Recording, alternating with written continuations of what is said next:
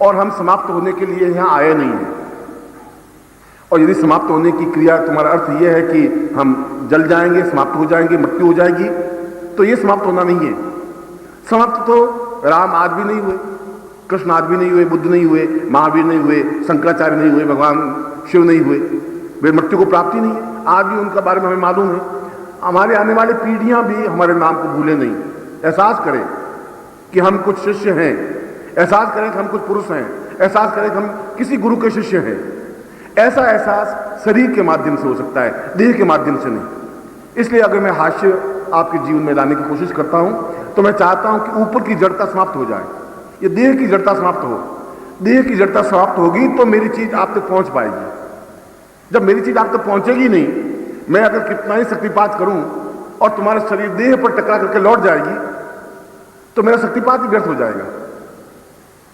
उस शक्तिपात का जो तपस्या का बिंदु है, जो एक चेतना, एक प्रवाह पुंज है, एक गतिशीलता है, वह तुम्हारे शरीर को स्पर्श कर सकती है। और उस शरीर के आगे भी और क्रियाएं हैं। फिर एक भूतत्व है, भूमि तत्व है, स्वतत्व है, महतत्व है, वो तो आगे की क्रियाएं हैं। मगर मैं चाहता हूं कि आप एक बार उस हास्य के क्षणों में, उस निश्चितता के क्षणों में, कहीं पर कुछ भी नहीं है, मैं जानता हूं कि तुम्हारे पास अभाव के अलावा कुछ है ही नहीं। इसलिए नहीं है कि जब भी मैं आपसे मिलता हूं तो आप कभी सार्थक बात मुझसे करते ही नहीं है, कम करते हैं। देहगत अवस्था में होते हैं तो वैसी बात करते हैं कि गुरुजी मैं बीमार हूं, या मेरी पत्नी बीमार है, या मेरा प्रमोशन नहीं हुआ, या मेरी तकलीफ नहीं हुई, ये हो गया, वहां ट्रांसफर हो गई। ये देहगत अवस्था हुई। देहगत अवस्था तो जब देह में रहेंगे तो ये समस्या रहेंगी। जब देह छोड़ देंगे, शरीरगत अवस्था में आ जाएंगे तो ये समस्याएं आपको व्याप्त नहीं होंगी। चिंताएं तो होंगी, आपको व्याप्त नहीं होंगी।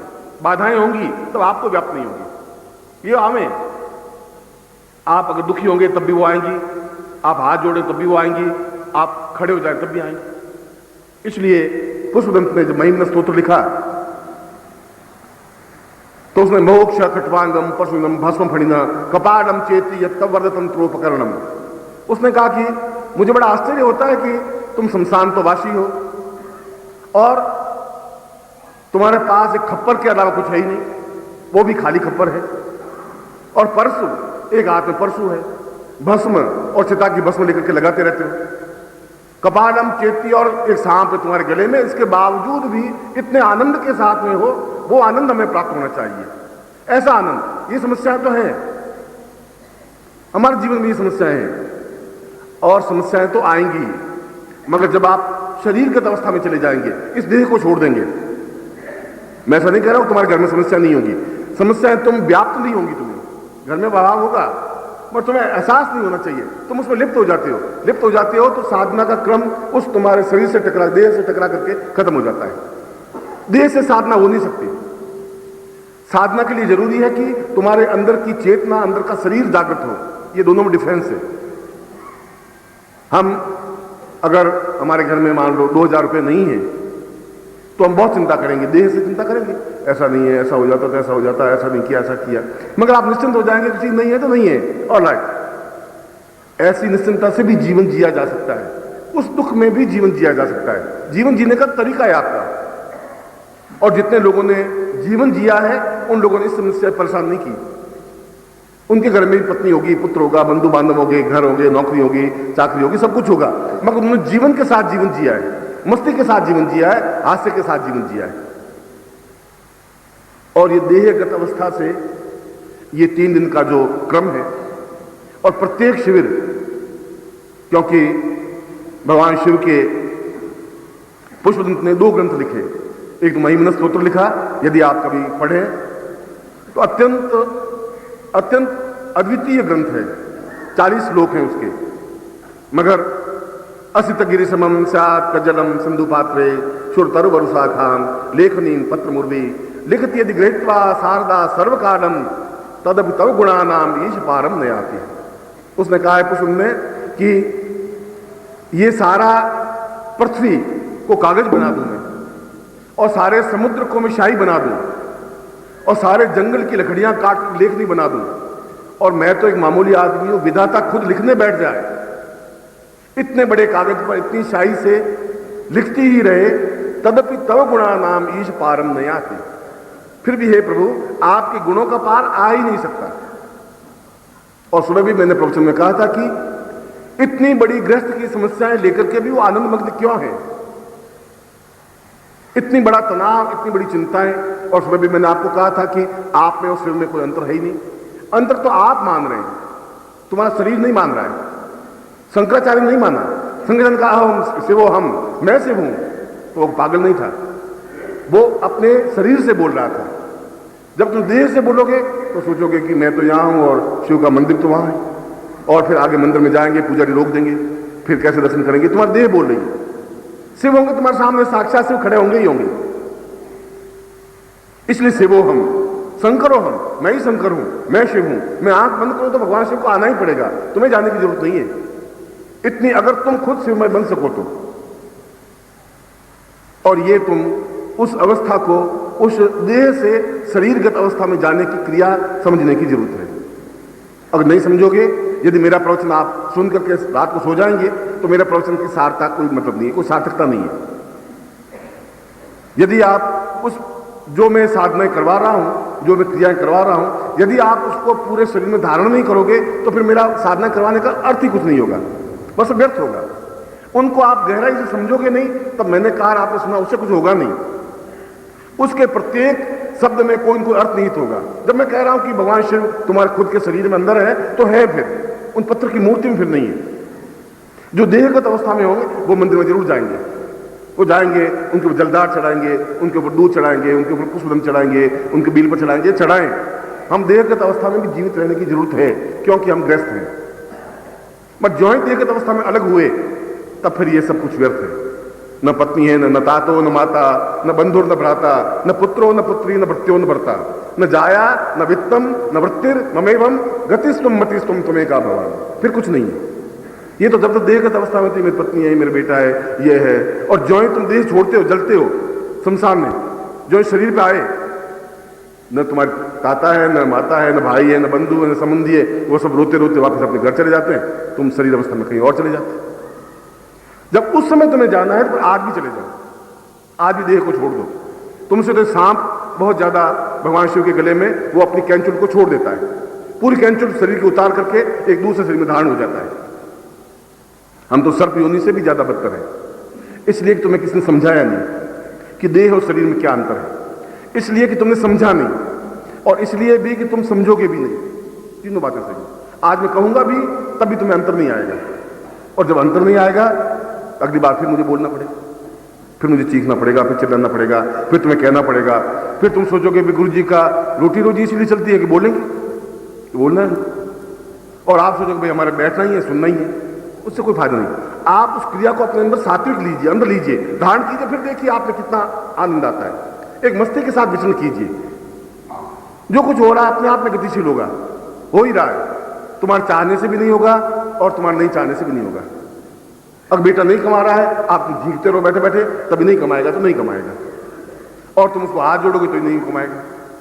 फिर उस दुख को, उस वेदना को, उस कष्ट को तुम क्यों भोग रहे हो?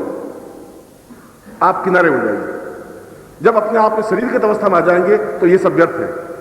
फिर जो ये भगवान शिव के सूत्र में और भगवान शंकराचार्य भगवान शिव की प्रार्थना करते हुए न तातो न माता, वो कह रहा है उसकी माँ भी थी, उसके पिता भी था, उसके भाई भी था, उसके मित्र भी थे, उसके शिष्य भी थे, उसका घर भी था, भिक्षुक भी था, खाने के लिए रोटियां थी भी कि नहीं थी, वो सबको जोते हुए भी जब ये कह रहा है न तातो न माता, तो उसका एक अर्थ है। वो अर्थ यह है कि मैं उस शरीरगत अवस्था में जाना चाहता हूं, और आप उस देहगत अवस्था को छोड़ के शरीरगत अवस्था में जिस दिन भी, जिस क्षण भी चले जाएंगे, एक मोमेंट के बाद भी जा सकते हैं, नहीं जा सकते पूरे जीवन भर भी। फिर आपको चिंताएं व्याप्त नहीं हो सकती, फिर आपको तकलीफ नहीं दे सकती चिंताएं, फिर आप माथा पकड़ के बैठ नहीं सकते, फिर तुम्हें घबराहट नहीं होगी, फिर तुम्हें परेशानी नहीं होगी, फिर तुम्हें किसी प्रकार का अभाव नहीं होगा। तुम्हारे प्रयत्नों से अभाव नहीं मिट सकते, और हमें मिटाने की जरूरत भी नहीं है। उस पुस्तक में कहा है, उसने कहा दो ग्रंथ लिखे हैं, महिमन स्तोत्र और दूसरा शिव स्तोत्र।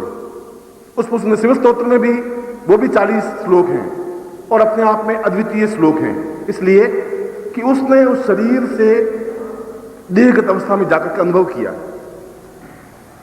और श्लोक में उसने कहा है विदारो पूर्वांचम भवतु मधुपाको प्रियगतम सदेहम प्रार्थत्वम गुरुरवदैर्न वदमपि सदान्यो स्नेहांकम परतु परणेकम भवतु वै सदेहम सव्याप्तम स भवतु शिवमेकम शिवमहि।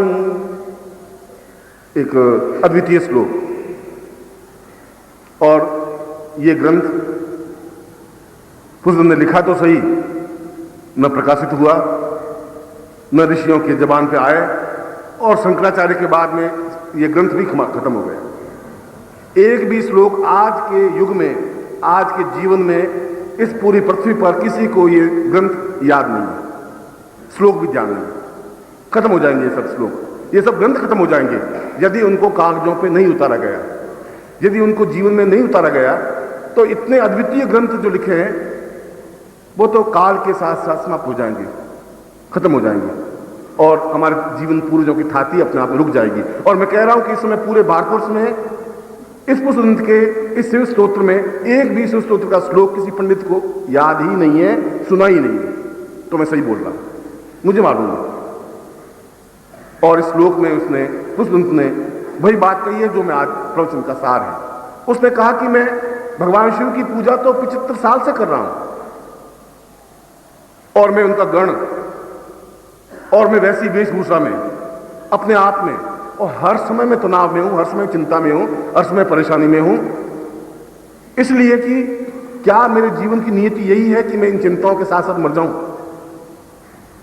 और भगवान शिव, क्या मैं आपके दरबार में रहकर के भी ऐसे ही जीवन व्यतीत होगा? कौन सा क्षण आएगा जब मैं अपने आप में उस अद्वितीय आनंद को प्राप्त कर सकूंगा जिसको शास्त्रों में कहा है कि पूर्णानंदम ब्रह्मानंदम परम सुखदम केवलम ज्ञान मूर्ति द्वंद्वातीतम, जहां कोई द्वंद्व है ही नहीं, कोई झगड़ा नहीं है, कोई द्वंद्व नहीं है, यह है या नहीं है, जेब में पैसे हैं कि नहीं है, द्वंद्वातीतम अभयम, जहां कोई भय नहीं है, न मृत्यु और मां, मृत्यु कहां से आएगी? जब भय है ही, मृत्यु आएगी कहां से? मृत्यु खुद आके पहले पूछेगी मैं आऊं या नहीं आऊं, अब जरूरत नहीं है, अपने आप लौट जाएगी। और उसने जो ये श्लोक पढ़ा तो भगवान शिव ने, इसमें ये जो लाइनें हैं उसमें पहली लाइन पुष्प ग्रंथ की है, दूसरा भगवान शिव की है। भगवान से उच्चरित करते हैं गुरु वही गतिम, तुमने गुरु को धारण ही नहीं किया। कौन समझाएगा तुम्हें कि तुम ये क्यों 75 साल तक मेरी सेवा करते हो, अभाव में क्यों हो? आज तुम्हें पहली बार ठोकर लगी, आज पहली बार तुम्हें एहसास हुआ, आज पहली बार तुमने विचार किया कि क्यों मैं भुगत रहा हूं, इसलिए मुझे जवाब देना पड़ा है। अभी तक तुमने महसूस नहीं किया, अभी तुम यहां से मेरी पूजा करते रहे, बेलपत्र चढ़ाते रहे, जलदार चढ़ाते रहे, हर महादेव कहते रहे, घर चले गए, झींकते रहे, रोते रहे पुष्पग्रंथ, इसलिए कुछ नहीं होगा। अभयम, तुम अभय प्राप्त करना चाहते हो, तुम्हें गुरु के पास जाना पड़ेगा, और गुरु के माध्यम से तुम प्राप्त करो कि तुम क्यों अभाव भोग रहे हो, क्यों तकलीफ। मैं बोल रहा हूं तुम्हारे सामने, इसके बावजूद मैं तुम्हारा साथ नहीं दे सकता, मैं अभी चुप हो जाऊंगा वापस, इसलिए कि ये तो क्षणांश है। एक क्षण के अंश को जीवनांश नहीं बना सकते। क्षणांश एक अलग चीज है, जीवनांश पूरे जीवन के क्षण को भोग लेना, पी लेना। कालो यजम निर्विदाम विपुलाच लक्ष्मी, काल खड़ाई कैसे हो सकता है? मैं कहूंगा काल रुके तो काल रुकेगा। काल का मतलब मृत्यु नहीं, काल का मतलब समय। 2:47 18 सेकंड मीन्स 18 सेकंड, फिर 18 सेकंड 19 सेकंड नहीं होंगे, होंगे दिन के देहगत अवस्था वालों के लिए होंगे, हमारे लिए देह शरीर वाले के नहीं होगा। वो हो ही गया तो जीवन का अर्थ भी क्या? उस काल को रोक सकने की क्षमता तब होती है जब जीवन के क्षण में जाएंगे। तो भगवान शिव ने कहा कि तुम आज पहली बार तुम्हें एहसास हुआ है, एहसास हुआ गुरु वे, वह रास्ता है जो गुरु के द्वारा बताया हुआ रास्ता है। मैं तुम्हें कहा कि अभी शिव स्तोत्र है, और शिव स्तोत्र पूरे भारतवर्ष में है ही नहीं, और मैं तुम्हें चैलेंज देता हूं, तुम शिव स्तोत्र का ये श्लोक किसी पुस्तक में, किसी हस्तलिखित ग्रंथ में आप मुझे दिखा दो तो मैं पूरे जीवन भर के लिए तुम्हारा शिष्य बनने को तैयार हूं। बता दीजिए। मैं तुम्हारे सामने श्लोक बोला है, मैं 40 श्लोक तुम्हारे सामने बोल सकता हूं। वो परंपरा टूटी नहीं है, खत्म नहीं हुई शंकराचार्य की परंपरा। खत्म इसलिए हुई है कि इस बीच में एक अंधेरा आ गया, इसके बाद भी एक अंधेरा आएगा। इस निखिल संत के बाद भी कम से कम 200 साल, 2-2.5 साल का अंधेरा आएगा, और अंधेरे के बाद में फिर कोई एक व्यक्तित्व पैदा होगा, फिर शिव सूत्र को ब्रह्मांड से पकड़ेगा, फिर तुम किसी शिष्य के सामने सुना देगा। ये जीवन का एक अंधकार पक्ष है जिसको मैं भी समझ रहा हूं, मैं समझ रहा हूं, मगर कोई ऐसी पोथी मुझे मिलेगी तभी उस पर लिख सकूंगा। तुम में से कोई पोथी बने खाली कागज की, तो मैं सिर्फ उस पर लिखूं। खाली पोथी मेरे पास नहीं आएगी तो किस पे लिखूंगा? ये अभाव, ये दर्द, ये बेचैनी मेरे साथ रहेगी।